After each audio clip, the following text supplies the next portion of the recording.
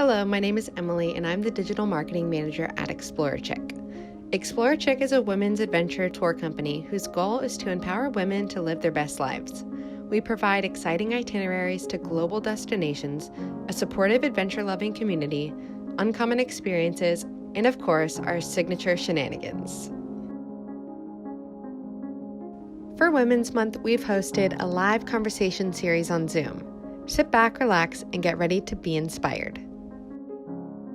We've been hosting a live conversation series for Women's History Month, and 2 weeks ago we talked with Doris Lance, who's a world traveler and hiker, and this week I'm excited to introduce you to the Wander Women.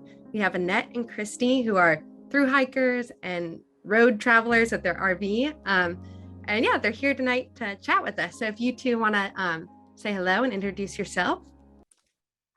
Okay, I'm Annette, and I am happy to be here to talk to you, whatever you want to ask about, RVing or traveling or through hiking, whatever. Yes, and I am Kristy, and we're from Colorado Springs, and we've been full-time RVing for about 7 years and doing all kinds of adventures, loving our life. Yeah. Loving life. Yeah. Are you in Arizona right now? Yes, we're in Tucson. Tucson. Yeah. Okay. Riding the bike path. In what? They have a great bike path here called the Loop. It's a 55-mile loop, just bike path, and it's really cool. So we've been trying to train for our next little adventure. Yeah. Oh, I'm excited to talk about that later. Yeah, super exciting stuff coming up. So a little bit about you guys. You're from Colorado Springs, you said, and have been in the RV for 7 years. And more recently, you've been spending time through hiking. We'd love to hear about your through hiking adventures and kind of what started your hiking love. Like, when did you get started with hiking? Yeah, we actually, Annette and I both grew up being very outdoorsy. My family was outdoorsy and hiking and camping, and Annette, you did a lot of work with the Colorado Trail Foundation, and we've been hiking for a long time, and outdoorsy. We kind of, when we retired in 2015, we wanted to hike the Colorado Trail. That was something we wanted to do for a long time, but we were working and we just didn't have enough time to do it. So that was our retirement gift to ourselves. And there were 4 of us. There were Annette and I and our friend Carolyn and Lynn. And we all 4, Carolyn kind of started the Wander Women name at that point. So we all hiked the Colorado Trail. And then we took off in our RVs, and our goal is to see all the national parks and monuments and just explore all the public lands of America because they're beautiful. And to do as many difficult adventures as we can while we can. You guys have done, I lost count, the Colorado Trail, the Superior Trail, the Lone Star Trail? Yep, and the Oregon coast. Oregon coast. Yeah, the Oregon Coast Trail is actually a really fun trail to do. It's highly flexible. You can hybridize that trip if people are doing a cool trip. You can also catch county buses along the way if you want. You can stay in those cute little towns, but Oregon, because they kept their whole beach private all the way from tip to tip, they have what's called a hiker biker camp at all the state parks, and there's boom boom boom boom boom all the way down to state parks, and you just say I'm a hiker, and you can get a place to camp for the night for $5. Yeah. Oh, nice. Have you seen that in any other states that you guys have traveled to, or is that uniquely in Oregon? That was uniquely Oregon, at least so far, of things we've encountered. Other places, like on the Pacific Crest Trail, when you first start, or finish, whichever way you're going, in California, some of the county parks there had set aside a space for through hikers where you could just camp without having a reservation or any of that, which makes it doable, right? Because it would be impossible to try and figure out reservations and stick to that schedule. That would be undoable. Yeah, that makes it way more accessible, and you don't have to worry while you're on the trail trying to plan and reserve something in advance. Right. Yeah, wow. I never even knew that the Oregon Coast Trail was a thing, like a long distance trail along the whole coast. When did you guys do that one? That was in 2016. 2016. That's when we still had our dog. So when we had our dog, because neither of us believe those super long trails are really that great to do for a dog, right? So we just did smaller stuff. You know, Okay. we knew we liked the long hikes, but we're just like, oh, we'll find some other stuff to do. And Okay. after the Appalachian Trail, our thought was we were going to go to Europe for a while. We wanted to do some other things, but then COVID hit, and so then we rearranged, and we ended up doing the Continental Divide Trail, and we did it as a flip-flop because we started later in the year. We didn't know what was going to be open and what wasn't, so we just thought, oh, let's just start walk through Wyoming and see what happens. And we ended up finishing that whole trail. And then, so then we're kind of still looking at the COVID thing. The PCT opened up, and we thought, oh, let's do that. Let's try to get. And so we ended up doing all 3 trails, which we're glad we did. It was awesome. Yeah, it was super fun. But we're all about, hey, we'll start it. We'll see what happens. We'll see what we can do and go for it. And then, it's not like whether or not you're going to succeed, but you can give it a go. And that was our thing. Well, let's try. But prior to that, our life on the road, we're just, we'll try to hike the highest peak in a state, or we'll find the rails to trails bike rides in a state. We just like to get out and explore the different states and the different things in the state. The biggest gift, I think, of stepping out there, just is the people we meet. We meet so many people along the way that have really made, we talk about expanding the confines of our life. Meeting people has been an amazing thing for us. We feel really like our life has really expanded. We've had really a lot of new experiences.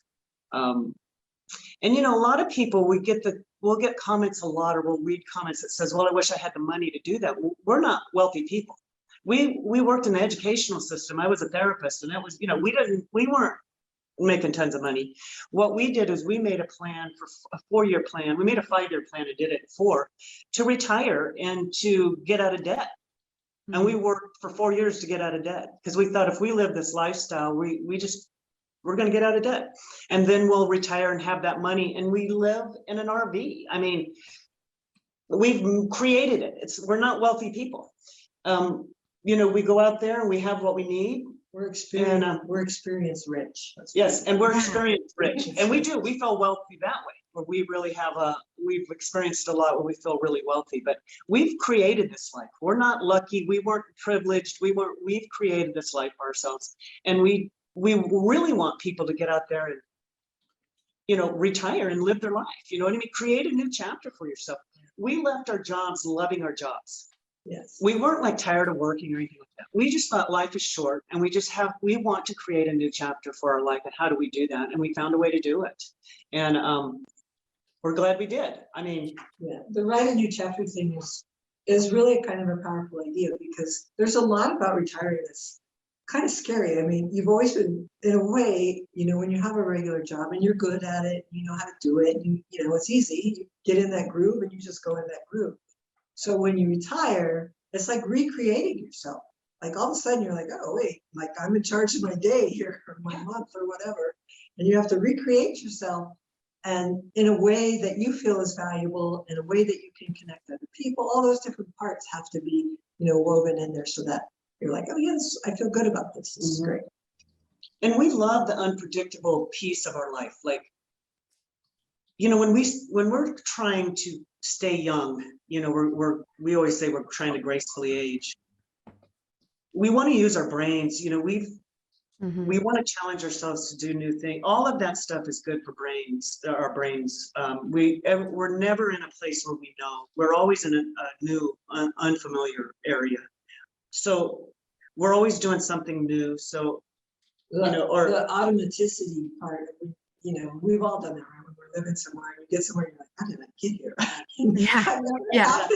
That never happens anymore, because we're always like, you got to figure out where you are, where you're going.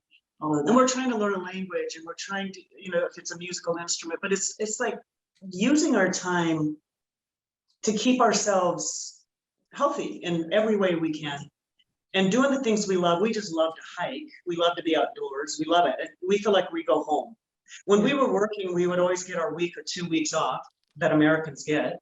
And we would go out and go home for 2 weeks out of the year. And then we'd go back and we'd work. And we feel like this is what we love to do, and we just created our life in a way that we could do what we love. Because I really feel like life is a gift. It's really short, and we're going to create it. We're not going to be just getting by, or just we are going to create our time here on Earth. Yeah, and things, things impact your decision making. Like we had already decided to do this full-time RV thing and sold our house already, and it was under contract and kind of going that way. And Kristy's sister got diagnosed with melanoma and died from that, in a very short amount of time. And she was 52 years old.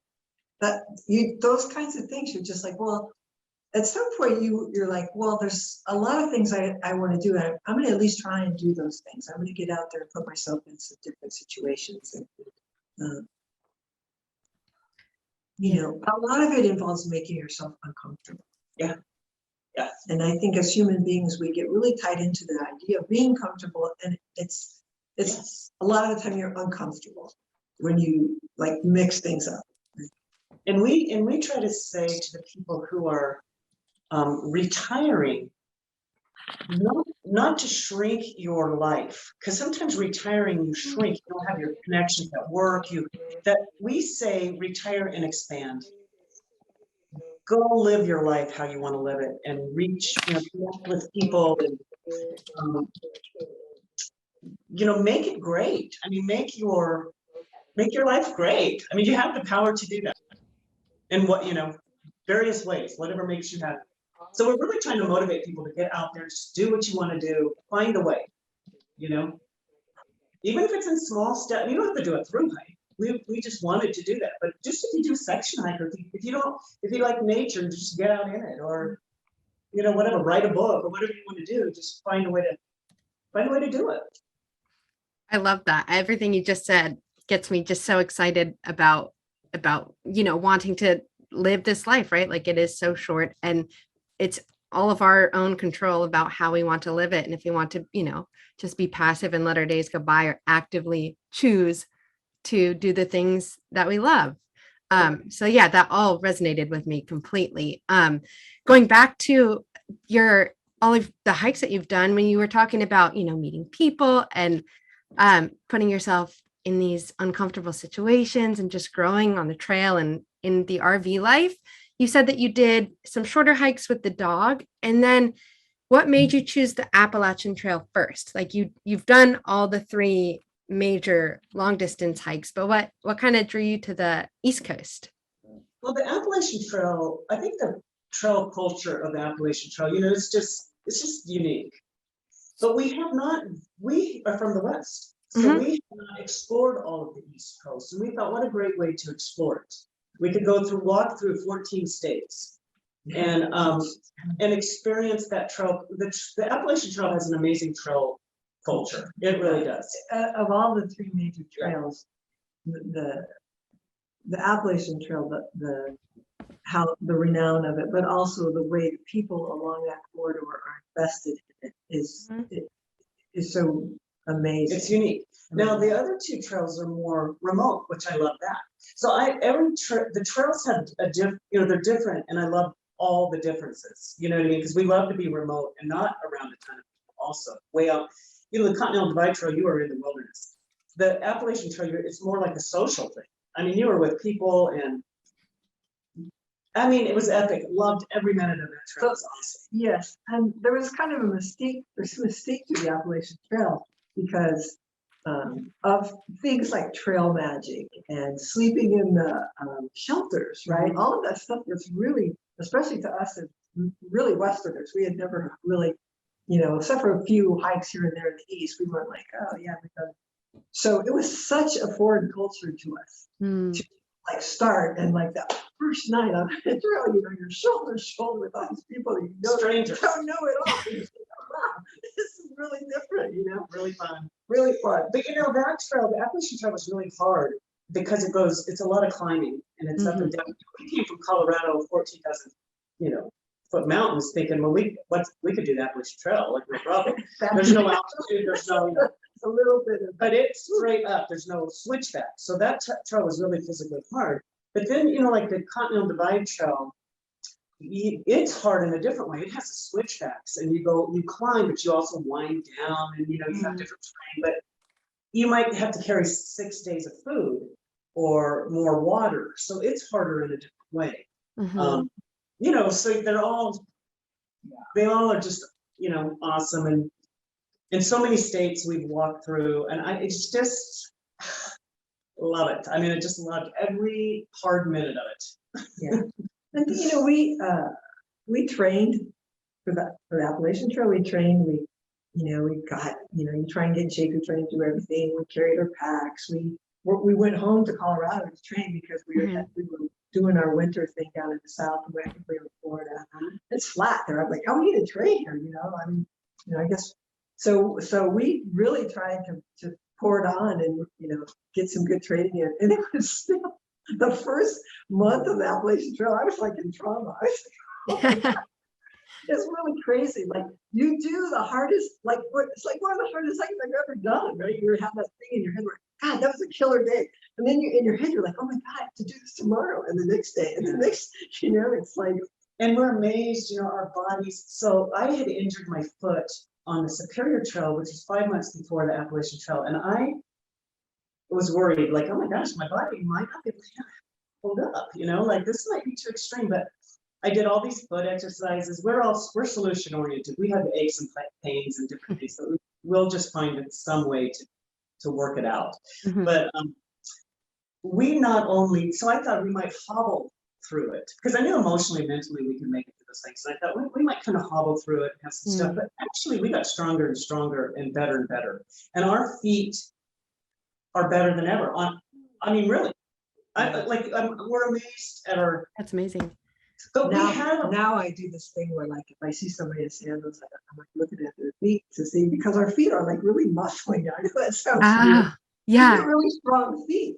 Yeah. And, it's like a whole different kind of a thing. And so I'm like, oh my God, yeah, they must do some stuff. It's a weird thing. I never thought about my feet that much stuff.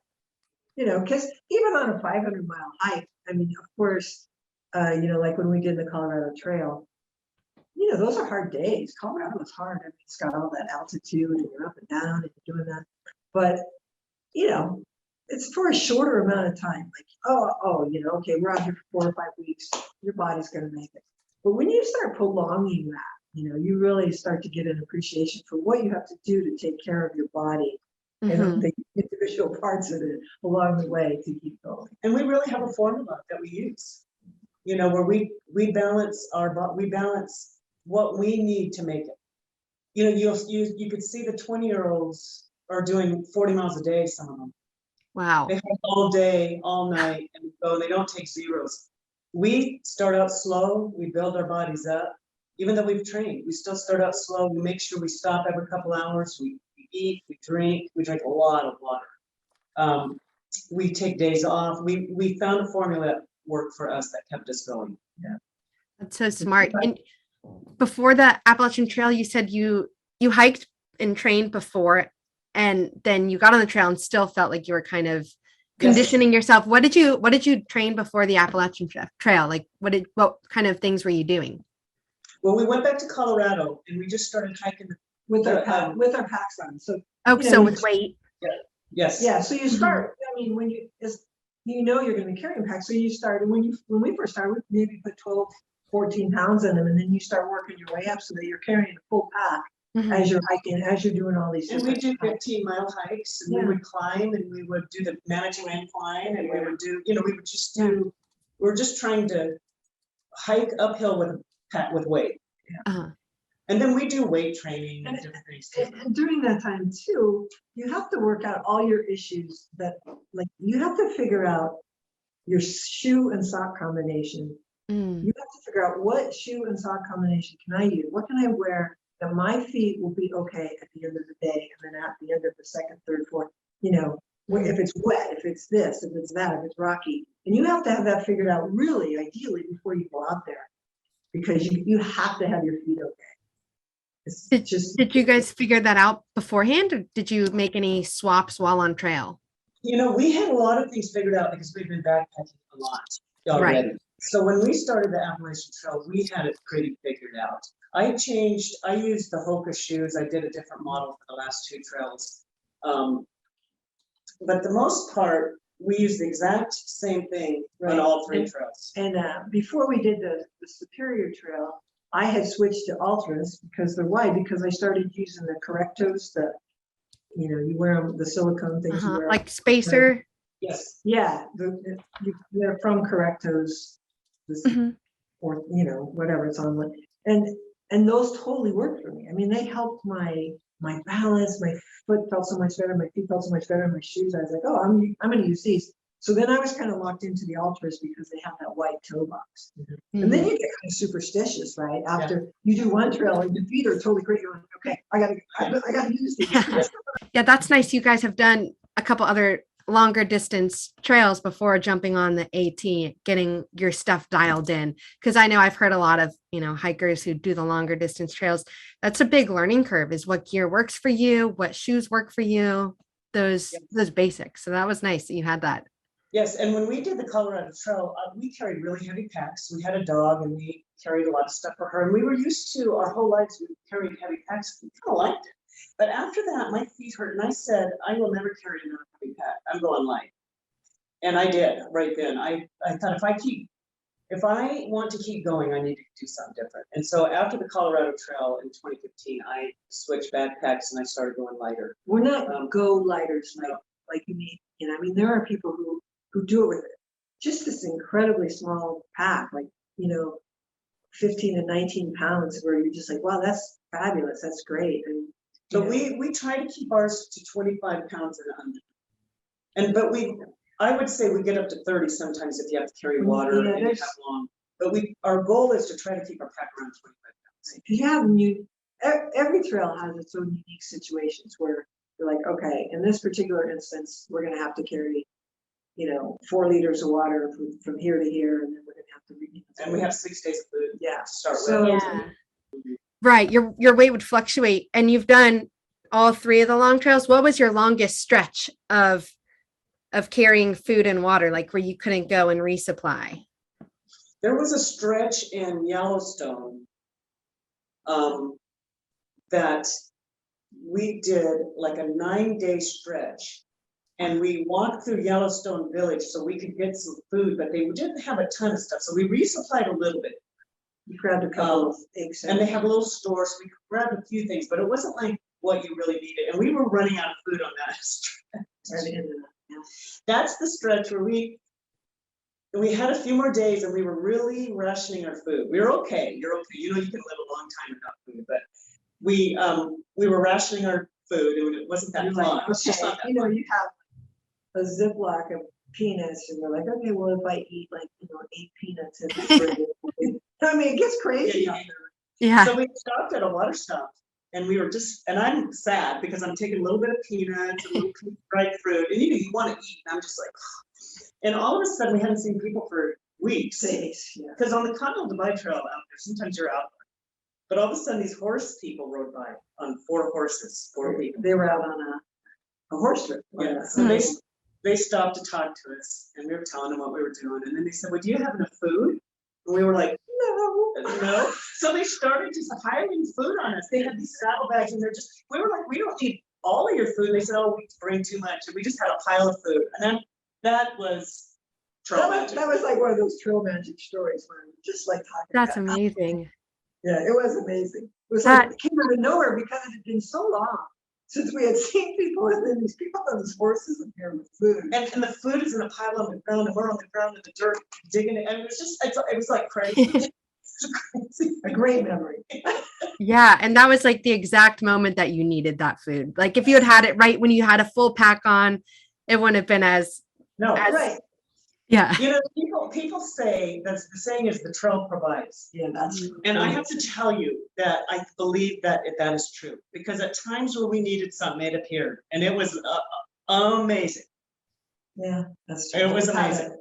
Where you go, wow. Or maybe, I mean, maybe the logical thing is that when you are having everything, you don't ask anybody for anything, or Yeah. But anyways, the trail provides does seem to work. Yes. Either way.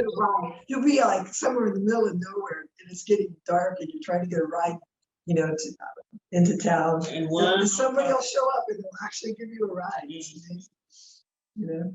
That's amazing. I love those Mhm. stories. And you were talking about with, you know, the weight on your pack and the things you carry. And other than your major backpacking necessities, like a sleeping bag, a sleeping pad, your tent, what do you always have in your pack? Are there any things that you just, no matter what kind of backpacking trip you're going on, you'll always bring that might not be what's in everyone else's? We use a rain poncho, which Oh, poncho. is Sea to Summit. It's a super light one. It's a nano fabric. So a lot of people don't use that, but we do, and we have really liked it. We used it on all the trails. And we carry our Kindles for mental health, right? Yeah. Because you're going to spend a fair amount of time in the tent at different times, one way or the other. And that's really the big luxury item is the Kindle. Yeah, Really. the Kindle is a big luxury. Because the other stuff we need, we carry basically what we need and what's in our pack we use. We don't, if I have something in there that I'm not using, then I get rid of it. So we After a have, while. like we have our clothes that we wear, you know, basically for me, that's like the long sleeve shirt, the zip off pants, you know, underwear socks. Mhm. And then you have the clothes that you sleep in that you always keep dry. You always have a dry set of clothes so that even if you're having a miserable, wet slog of a hike, when you get into your tent and you're going to have a dry set of clothes, that's like a critical piece too. So, and then because it's a minimal amount of stuff, we don't really carry like anything frivolous or Right. extra. I have a little ball like that that's like a foot rolling ball. Oh, And I have carried that and I've used it, you know, and sometimes even in town, I'll take it up. But I've used ever since I injured that foot, I thought I'm going to really take care of my feet. So I have taken Smart. that. That's the only other luxury thing I have. Everything else is, you know, you have food in So there. we have our stove, we have our little, you know, our little gig stove, and what is ours? Snow peak, and a Fuel pot- canister. a fuel canister and a pot, because we do weird from other people. A lot of people will get up in the morning and make coffee, or so they always eat something in the morning. We never do anything in the morning or at lunch. We heat water at night. We don't cook anything. We just heat water and make whatever in our mug, and then We might have drink it. oatmeal at night, and we like hot tea, so we, Yeah. you know, Yeah. we might make a soup or an oatmeal or something. But in the morning, I mean, we just get up and go because we like to hike early, so we eat a bar or whatever and just take off. You know. And we're very. I mean, there are people. You meet all kinds of people who varying degrees of intensity. Like some people freeze dry all their own food.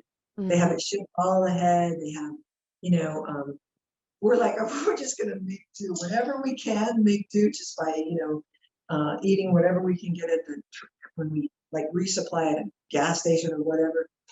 You know, we do that more. So we don't have a lot of stuff. We don't do the freeze dry. We got sick of that. We've gotten sick of a lot of stuff over the years. Yeah, I can imagine. So some stuff just doesn't work anymore. So we found just what we can do that works. Okay. And you know, it's a mental game out there. It's like, okay, well, I have to eat and I have to eat like enough and whatever I have here, I've got to make this. This has got to work. So a lot of nuts and yeah, we do dried fruit, and I carry a jar of peanut butter, eat peanut butter all day. Yum, yeah.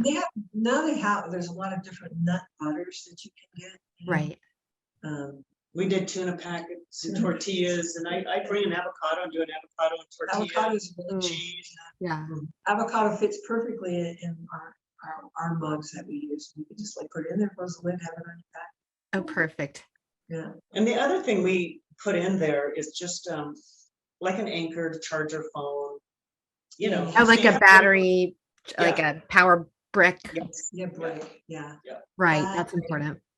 So that we have that, and then you know, you have to have a headlamp. You have to have Right. we have a sun hat. the basics. Oh yeah, you have to have a good sun. Well, I do anyway.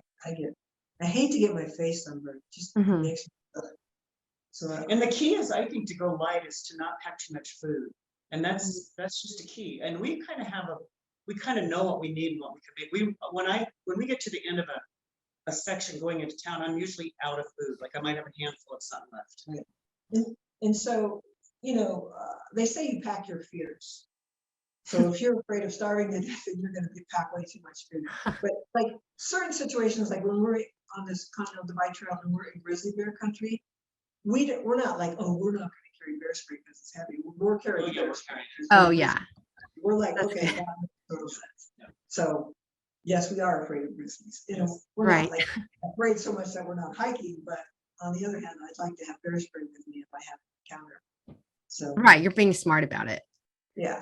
Yeah, and when we follow all the protocols that people tell us to do, you know, we do that. That gives us a sense of security. You're always at risk doing anything. I mean, we could get attacked by anything at any time, I guess. But we hang our food away from us. We carry our bear spray. We do everything that's recommended to do out in the wild, and you know, we make sure we don't spill food on our clothes when we're in our tent that we smell like food. You know, when we're in grizzly, you just all the things that you know to do, we implement. Right. Yeah, that's smart. What tips would you give to someone who wants to start backpacking or doing longer day hikes? What tips would you give? Well, they're kind of the same. Really a really critical piece is figuring out your footwear, because Your footwear. if you don't figure it out, you're miserable, and then you're like, I'm miserable. So that's a really key piece. You have to be willing to try. Like Kristy probably tried, I don't know, 8 different pairs of shoes, right? And it said, nope. You know, you have to be willing to just like really work that piece. And I would say start small. Right. And so if you're just starting and you go out and hike, just find a local trail and start hiking. And then you can kind of tell what's hurting it. And then you start increasing mileage. And you can kind of tell what's hurting and what isn't. Somebody might say, my knee's kind of been hurting. So then you read about that. Like, what can I do for my knee? You know what I mean? Is it a shoe? Is it an orthotic? Is it, you know, can I stretch? Do I need, start like figuring things out. And then as you start feeling better, then you start increasing your miles. You can start carrying weight to do longer hikes. And you really set a goal, because you'll be amazed at what you can do. But I mean, you're tired maybe at 10 miles, but you might be just a little bit more tired at 15. I mean, really, you could do a lot. It's easier to train.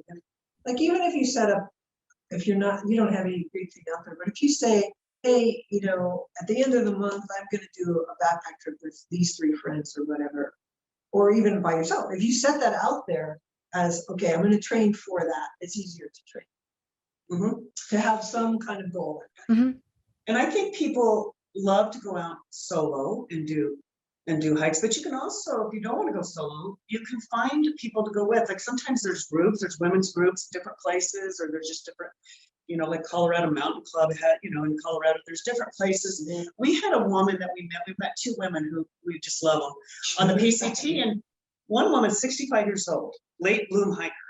And fun to follow. Yeah, she says, I want to hike the Pacific Crest Trail. So she puts out on this Facebook group, I'm old, I'm slow, but I would like somebody to hike with me.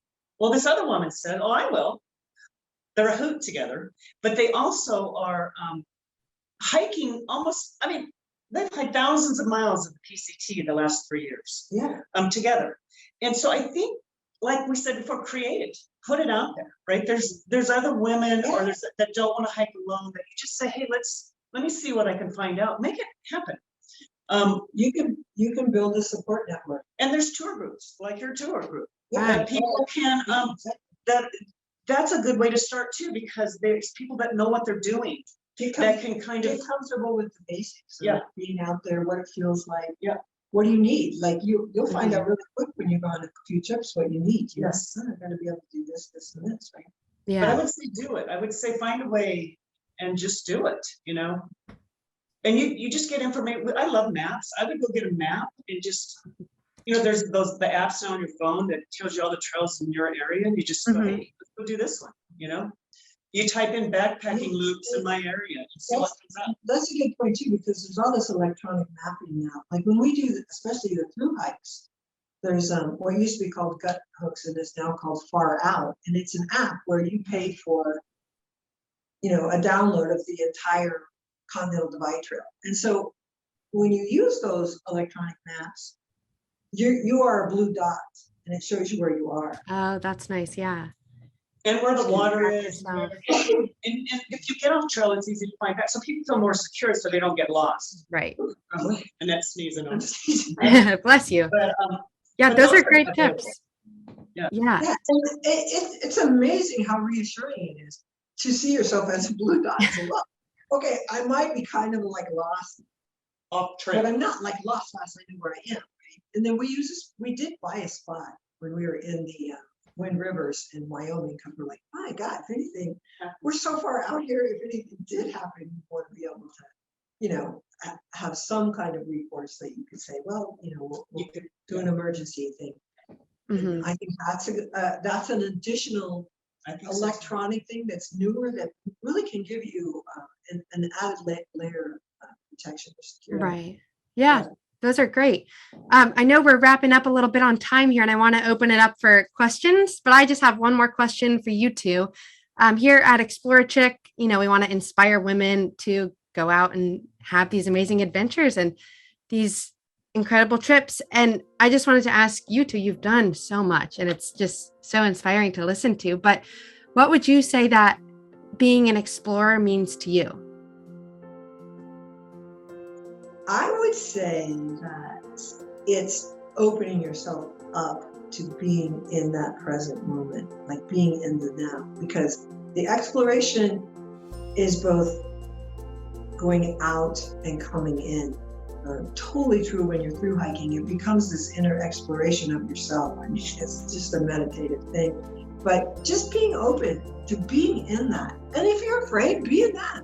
You know, if you're thinking, oh my God, a mountain lion's about to eat me, you know, stay in that fear for a while and be like, you know, okay, I wonder what that would be like, you know, or whatever.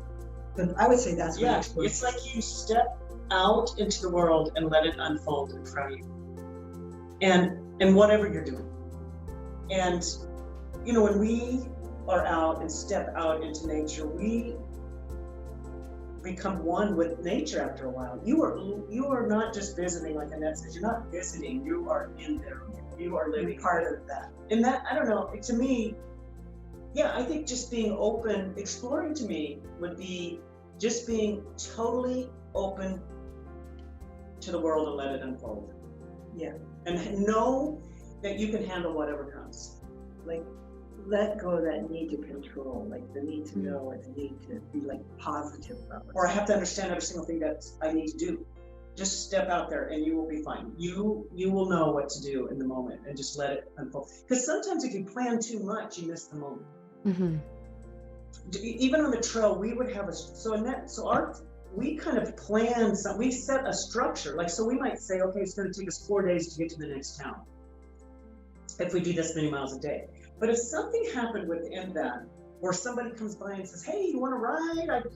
You could stay with me over here for, you know, at our house, and we'll put you up. We'd be like, okay, and we'd give up our structure because that's an experience that unfolded. Mm-hmm. So we might meet somebody and have a whole different experience if we're open to it. Instead of saying, well, we can't because we're on schedule, we got to, you know. So our thing is to set a structure and then just let the world unfold before us and embrace it. I love that. That's a great note to kind of wrap up on. Yeah, that's really beautiful. And now we're just going to open it up. I know we've got a couple people with some questions. I'm going to go look in the chat and see what the questions are. And then, yeah, for the last like 5 to 10 minutes here, we'll let anyone ask hiking, RV life, through hiking, any sort of questions. Oh, we've got some fans. So if you guys did not know, Kristy and Annette have a fabulous YouTube channel where you can follow all of their adventures almost in real time. They kind of keep you up to date with what they're doing. So someone commented that they saw your Yellowstone episode and couldn't believe those awesome horse riders showed up. Crazy. I think of that episode so often when my mind starts to worry on the trail. Thank you both. That's a nice comment. So we've got a question from Fran. Any quick thoughts on your upcoming bicycle trip? Yeah, that's a great question. Let's hear about that. Well, so we're trying to get ourselves in the rhythm of cycling. So we're starting, you know, we've kind of had the backpacking thing where it's like Well, I mean, we just feel like it's just easy because we've done it so much. It's not like an effort. We just know exactly what we need. This is different. We're trying to get on our bikes, get them to fit right, trying to feel good, trying to get in shape. Working on our bike posture, deciding, okay, what cycling shorts do we want, and all of that stuff that you have to do. Starting over. My knees hurt, so how do I address that? My wrists were hurting. How do I address? I mean, that's where we're at. Yeah, and it's fun. What is your bike trip again? Tell us a little bit about that. Yeah, so our plan is to bike across America from Seattle or from Washington State, all the way over at La Push, Washington, the Clint Peninsula, all the way to Washington, D.C. Yeah, and it's called the Great American Rail Trail. And their goal is to get a bike path off roads all the way across there, but they're only 53% done. So some of it we're gonna have to make up as we go, but we're gonna ride as many as the rail trails as we can on that route across the country. Well, and really, some of this, you can't really know how to do it until you get out there. Mm-hmm. Like, we met some people from Montana and they said, oh, Montana's going to be horrible. And we're like, okay, yeah, we agree with them because there's not much of the trail down there, but we're going to have to figure that out like on the round. So, yeah. And you guys you're going to start that this summer? In June. Your goal? Yeah. Okay, cool. Cannot wait to follow along. Yeah, we'll see how it goes. Yeah. And just being open to it, whatever happens. That's right. such a good headspace. Yeah. Another question we have from Paige. She asked tips for sleeping good, like tips for sleeping pad, bag, and clothes. Like what helps you sleep well out there? I think the sleeping pad is really important, and they make amazing gear today. We have the Neo Air X-Therm pad. It's a blow-up pad, and we use a silk liner. And sometimes a silk liner is nice to have because if it's really hot, you can just sleep in your silk liner. If it's cold or, it gives you another kind of layer of warmth. It kind of keeps you from sticking to your pad, which is nice. Often if I don't need it and we use quilts, both of us use quilts. I'll just lay my silk liner on top of my pad, just, because it's kind of nice to have that instead of just being on the pad. And then make sure that you don't skimp on get a good quality quilt or bag, whatever you decide on, so that you're not freezing to death. Yeah, we kind of do a layer system with sleep. We don't just have a really warm bag because I burn up. I mean, we're like hot flashing half the time. We don't. So we have the silk liner, and then I could throw that pad off of me, and I could just be in my silk liner, and then it gets cold, and I throw that pad on. I mean, we have layers that we use, really. I think that's one of the nice things about a quilt is that it's really easy to regulate because you're not in it; it's on you, and you can just throw that baby down, or stick a leg out, or whatever you want to do to kind of. And those bed pads, I have it because sometimes my hip would hit the ground and my bones on my hip, and I toss and turn and. Well, we found the pads that work pretty good with that. We sleep really well. Oh my gosh, yes. Especially when you get out there and you're in a rhythm and you're doing a lot.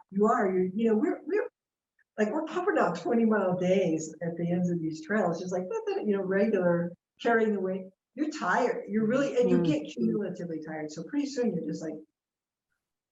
And some people bring pillows. The pillows haven't worked for me, but I use my clothes bag. Yeah. And I'll have like my puff jacket or something in there. It's kind of, or I'll put it on top of it or something. That's worked for me. But mess with your system a little bit, give it a try. And the same with what you like to sleep in. Some people's feet are, really cold, like they're just cold all the time. Get a nice little thin pair of down booties and bring them.